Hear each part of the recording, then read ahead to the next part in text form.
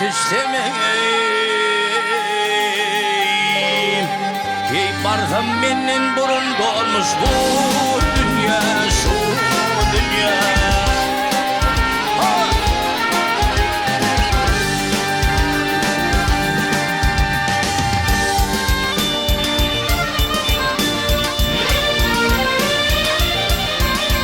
Yemin ölüm bir meylize yetirdim, zakan tomuş olsun gözü yetirdim,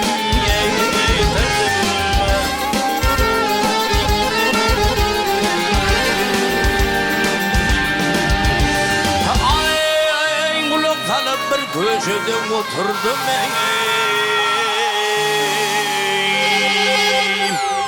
ey bir habermiş alha almış bu dünya, şu dünya.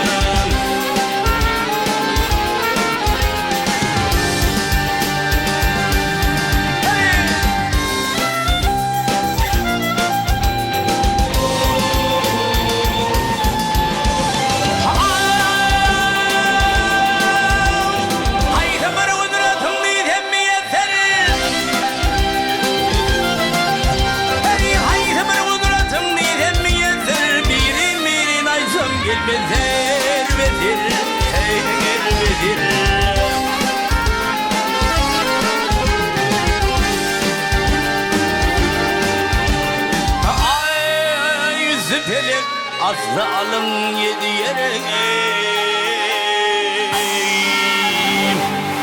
ey ondan aşağı düştün gelmiş bu dünya, şu dünya.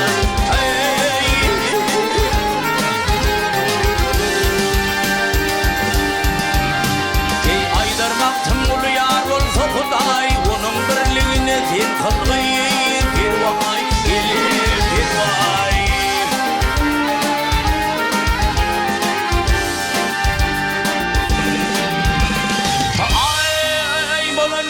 Toydurun günün vay,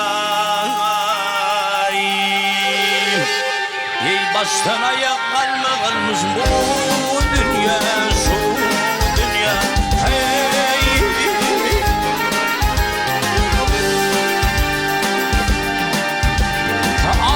ay üstü pelek azza alan yedi yere.